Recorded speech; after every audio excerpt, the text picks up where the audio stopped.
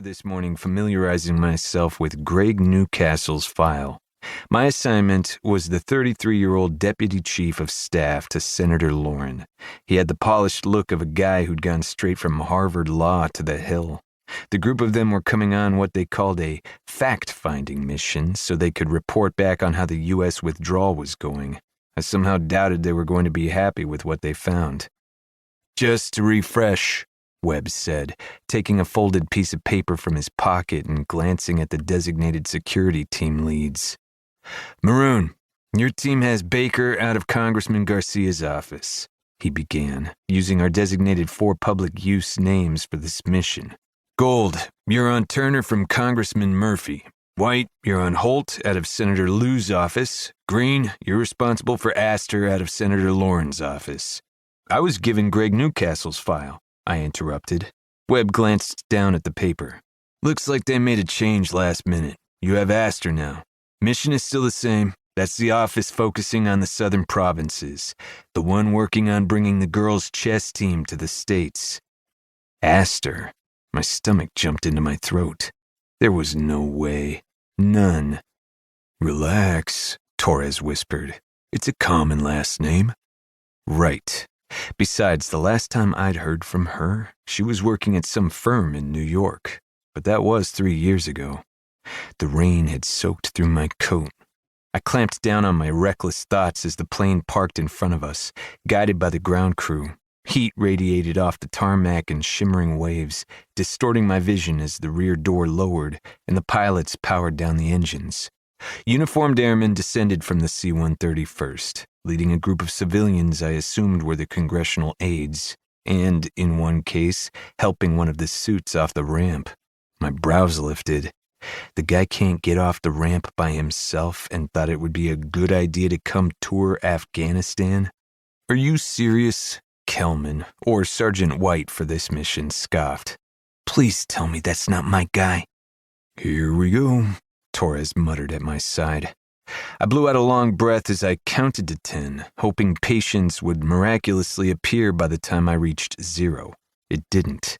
This was a waste of our time.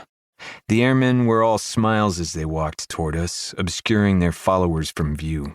Of course they were happy. They were here to drop off the suits. I highly doubted they'd still be all grins if they were the ones who had to escort clueless, self-important civilians to a bunch of fobs like they were tourist destinations and not active combat zones.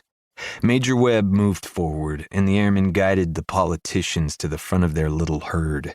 There were 6 in all. My heart fucking stopped. I slow blinked once, then twice as the heat shimmer dissipated with a gust of wind. There was no mistaking that honey gold hair or that $1 million smile. I could have bet my life there were deep brown eyes framed by thick lashes behind those oversized sunglasses. My hands flexed like they could still feel the curves of her body all these years later. It was her. "You okay?" Torres asked under his breath. "You look like you're about to puke up your breakfast." No, I wasn't okay. I was about as far away from okay as New York was from Afghanistan. I couldn't even form words. 10 years had passed since we'd met on a very different tarmac, and the sight of her still left me speechless. She offered her right hand to Webb to shake and shifted the strap of a familiar army green cargo backpack higher on her shoulder with her left. She still had that thing? Sunlight caught those fingers and reflected back brighter than a signal mirror. What the hell? My heart stuttered back to life, pounding in denial so hard the thing hurt. The only woman I'd ever loved was here, in a damned war zone, and she was wearing another man's ring. She was going to be another man's wife. I didn't even know the bastard, and I already hated him. Already knew he wasn't good enough for her. Not that I was either. That had always been the problem between us. She turned toward me, her smile faltering as her mouth slackened. Her fingers trembled as she shoved her glasses up to the top of her head, revealing a set of wide brown eyes that looked as stunned as I felt. A vice tightened around my chest. In my peripherals, Webb worked his way down the line, introducing the politicians to their security details and coming our way like a nuclear countdown as we